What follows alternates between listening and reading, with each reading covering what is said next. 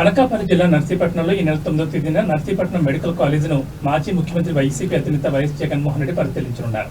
అనంతరం అనకాపల్లి వైసీపీ జిల్లా పార్టీ కార్యాలయంలో మాజీ మంత్రులు, మాజీ శాసనసభ్యులు, మాజీ పార్లమెంట్ సభ్యులు పాల్గొన్నారు. ఈ సందర్భంగా ఉత్తరాంధ్ర వైసీపీ రీజనల్ కోఆర్డినేటర్ కుర్తాల కన్నబాబు మాట్లాడుతూ ఈ నెల 9వ తేదీన అనకాపల్లి జిల్లా నర్సీపట్నం నియోజకవర్గం మాకవారిపాలెం వద్ద నిర్మాణంలో ఉన్న మెడికల్ కాలేజీను మాజీ ముఖ్యమంత్రి వైఎస్ జగన్మోహన్ రెడ్డి పరిశీలించడం జరుగుతుందని చెప్పారు.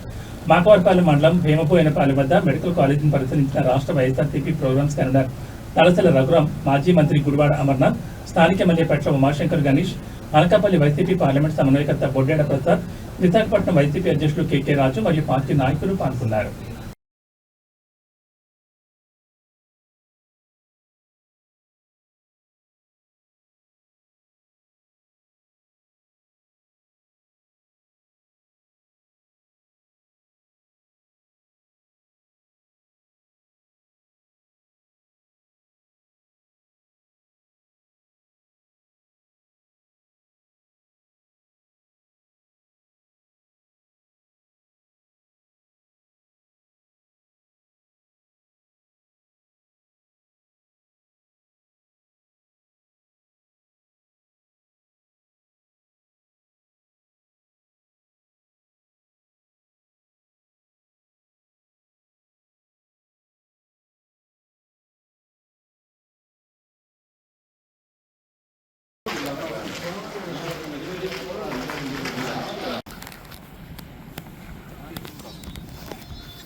College block. Yeah. Most of the hostel blocks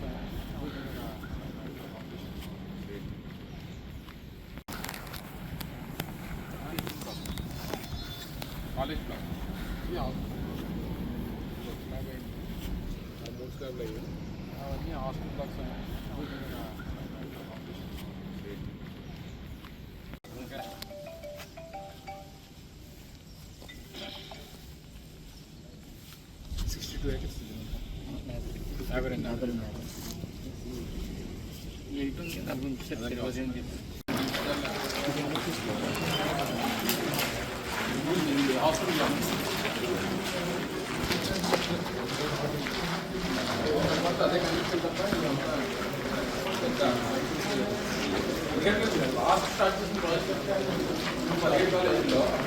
last concession started project.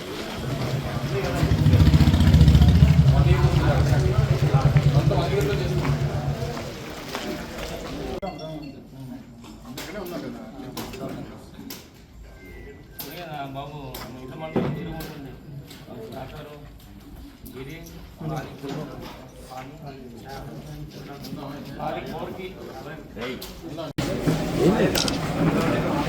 మీకు తెలుసు ఈ రాష్ట్రంలో చంద్రబాబు నాయకత్వంలో నడుస్తున్న కూటమి ప్రభుత్వం అధికారంలోకి వచ్చినప్పటి నుంచి చాలా దుర్మార్గమైన రీతిలో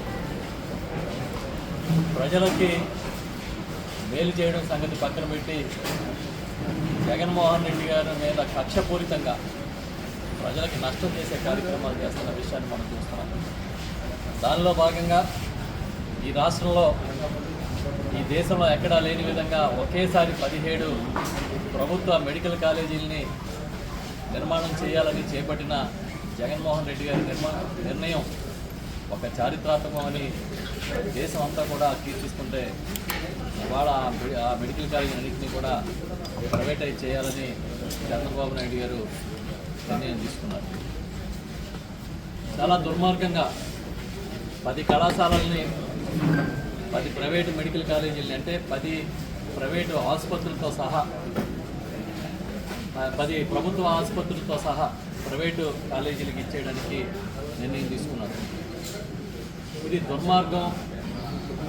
ఇది ఎంతమాత్రం మంచి పద్ధతి కాదు. పేదల కోసం జగన్ గారు ఎంతో గొప్ప ఆలోచన చేస్తే దాన్ని తూట్లు పొడవద్దని చెప్పి అన్ని వర్గాలు చెప్తున్నా కూడా పెడచెవిని పెట్టారు. దీనిపై వైఎస్ఆర్ పార్టీ ఇప్పటికే తమ అభిప్రాయం చాలా స్పష్టంగా చెప్పింది. మా నాయకుడు జగన్మోహన్ రెడ్డి గారు చాలా క్లియర్గా ప్రకటించారు. మీరు కానీ ఈ ప్రభుత్వ మెడికల్ కాలేజీలని ప్రైవేటు పరం చేస్తే చూస్తూ ఊరుకోం, పెద్ద ఎత్తున ఉద్యమాన్ని చేస్తాము, దానికి అన్ని వర్గాల సహకారం కూడా తీసుకుంటామని చెప్పి దానిలో భాగంగా రేపు 9వ తేదీన, ఈ నెల 9వ తేదీన గౌరవ మాజీ ముఖ్యమంత్రి వైఎస్ఆర్ పార్టీ అధ్యక్షుడు శ్రీ వైఎస్ జగన్మోహన్ రెడ్డి గారు నర్సీపట్నం మెడికల్ కాలేజీని, ప్రభుత్వ మెడికల్ కాలేజీ నిర్మాణంలో ఉన్న కాలేజీని చూడడానికి ఆయన వస్తూ ఉన్నారు. ఉదయం ఆయన కాలేజీకి చేరుకుని అక్కడ ఆ కాలేజీ నిర్మాణం కానీ ప్రభుత్వం ఏ విధంగా దానికి భూమి కేటాయించింది, ఏ విధంగా నిధులు కేటాయించారనే విషయాలన్నింటినీ కూడా క్లియర్గా అక్కడ వివరిస్తారు. దాంతోపాటు ఈ ఉద్యమాన్ని ఏ విధంగా ముందుకు తీసుకెళ్తామనేది కూడా మేము ప్రయత్నించాం.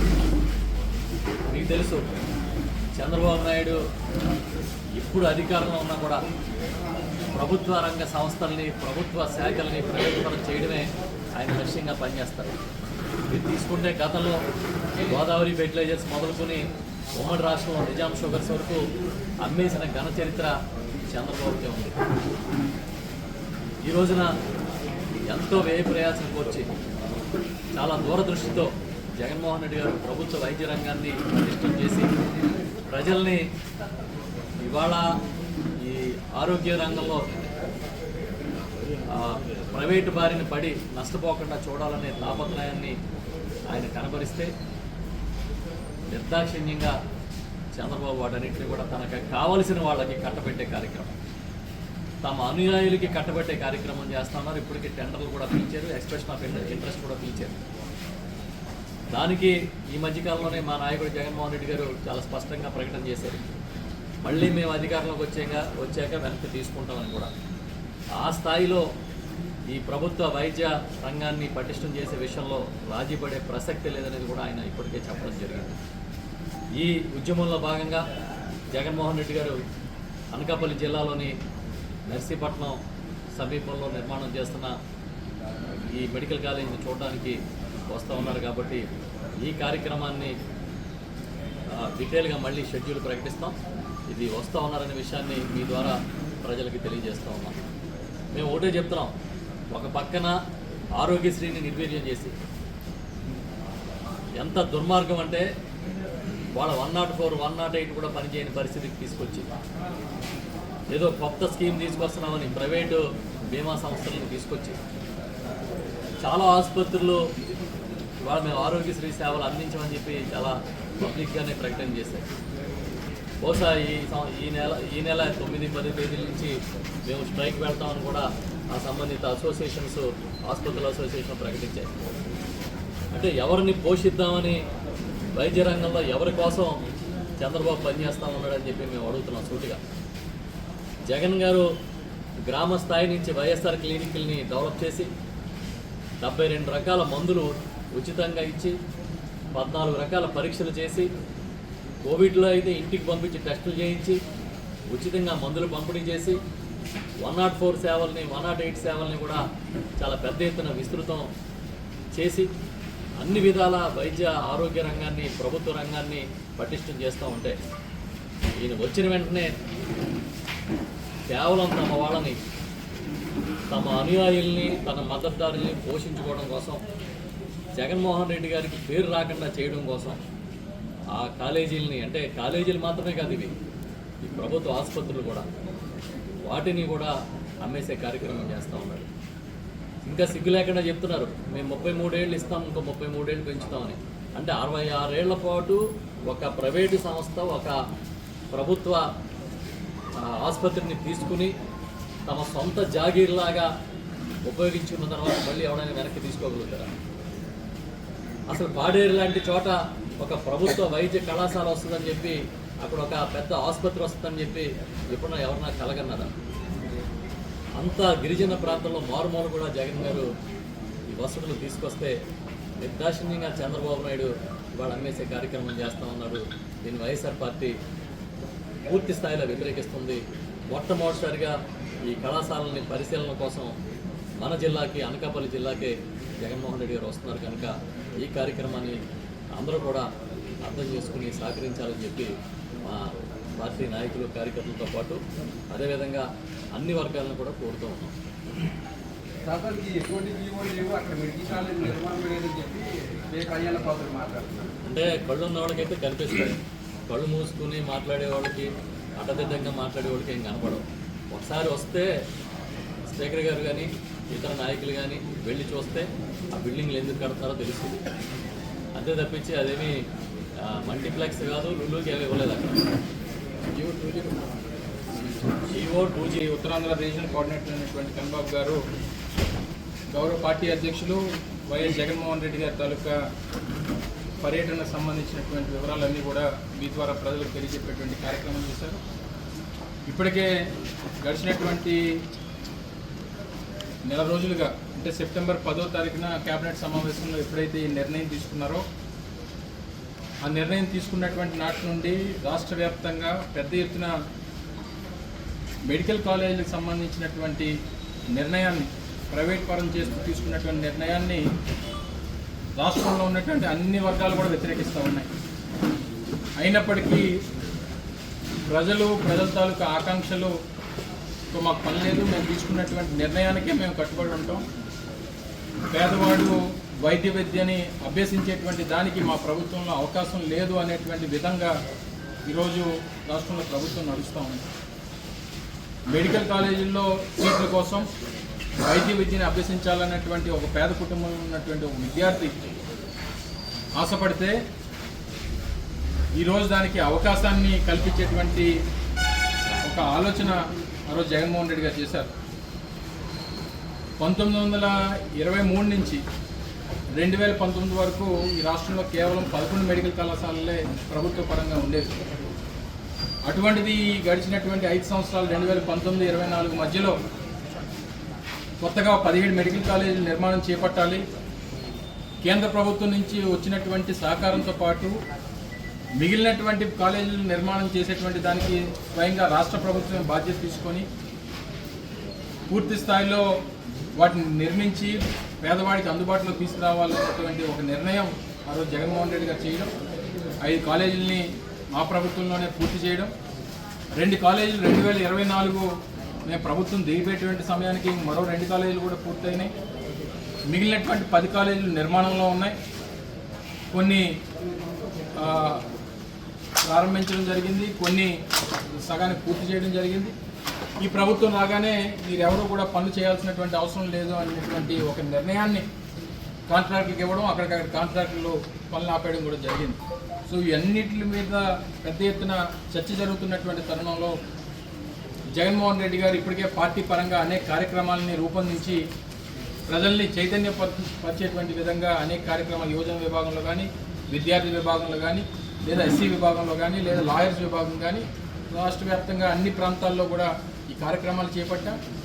దీన్ని మరింత ఉధృతం చేయాలన్నటువంటి ఉద్దేశంతో పార్టీ అధ్యక్షులు వారే స్వయంగా ఒక కాలేజ్ పర్యటన కాలేజీకి వచ్చి ప్రజలను ఉద్దేశించి వారి తాలూకు అభిప్రాయాన్ని, ఈ ప్రభుత్వం తీసుకున్నటువంటి నిర్ణయాన్ని వ్యతిరేకిస్తూ ఒక కార్యక్రమాన్ని రూపొందించాలన్నటువంటి ఉద్దేశంతో రేపు 9వ తారీఖున అనకాపల్లి జిల్లాలో నర్సీపట్నంలో నిర్మాణం అవుతున్నటువంటి మెడికల్ కాలేజ్ విజిట్కి గౌరవ పార్టీ అధ్యక్షులు వైఎస్ జగన్మోహన్ రెడ్డి గారు రాబోతూ ఉన్నారు.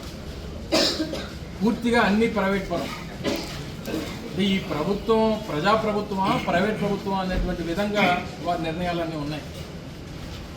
ఆ రోజు మెడికల్ కాలేజీల్లో ఒక ఎత్తు అయితే పేదవాడికి విద్యని చేరువ చేయాలి, ఇంగ్లీష్ మీడియంని చేరువ చేయాలి, వారికి ఉన్నతమైనటువంటి చదువులు అందించాలనేటువంటి అభిప్రాయంతో ఆ రోజు మా ప్రభుత్వం జగన్మోహన్ రెడ్డి గారు నిర్ణయం తీసుకుంటే, కూటమి ప్రభుత్వం వచ్చిన తర్వాత మళ్ళీ తెలుగు మీడియం, దేనికి తెలుగు మీడియం అంటే ప్రైవేట్ పరంగా నడుస్తున్నటువంటి పాఠశాలలు ఏవైతే ఉన్నాయో వాటికి మేలు చేయడం కోసం, ఏ నారాయణో లేకపోతే చైతన్యమో లేకపోతే ఇంకోటో వారికి మేలు చేయడం కోసం రాష్ట్రంలో ప్రభుత్వ పాఠశాలలో ఇంగ్లీష్ మీడియం అవసరం లేదు, టోఫెల్ ఫౌండేషన్ అవసరం లేదు, వాళ్ళకి ఐబీ సిలబస్ అవసరం లేదు, వాళ్ళకి డిజిటల్ విద్యను అందించాల్సినటువంటి అవసరం లేదనేటువంటి నాడు నేడు స్కీమ్ అవసరం లేదు.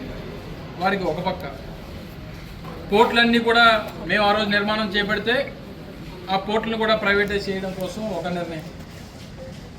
ఈరోజు ప్రైవేట్గా రోడ్లు, రాష్ట్రంలో ఉన్నటువంటి ప్రభుత్వ రోడ్లు ఏవైతే ఉన్నాయో రోడ్లు కూడా ప్రైవేట్ వారికి అప్పచెప్పేద్దాం, వాళ్ళే టోల్ గేట్లు పెట్టుకొని వాళ్ళే డబ్బులు కలెక్ట్ చేసుకొని వాళ్ళే మెయింటైన్ చేసుకుంటారు. రోడ్లు కూడా ప్రైవేట్ పరం చేయడం, ఈరోజు మెడికల్ కాలేజీలు ప్రైవేట్ పరం చేయడం, ప్రభుత్వానికి సంబంధించినటువంటి భూములు లూలు లాంటి ఒక ప్రైవేట్ సంస్థలకి వాటిని కూడా అందించి వాటిని కూడా ప్రైవేట్ పరం చేయడం.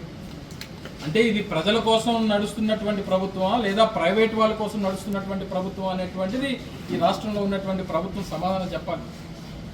సో డెఫినెట్గా ఇలాగ అనేక సమస్యలు ఉన్నాయి.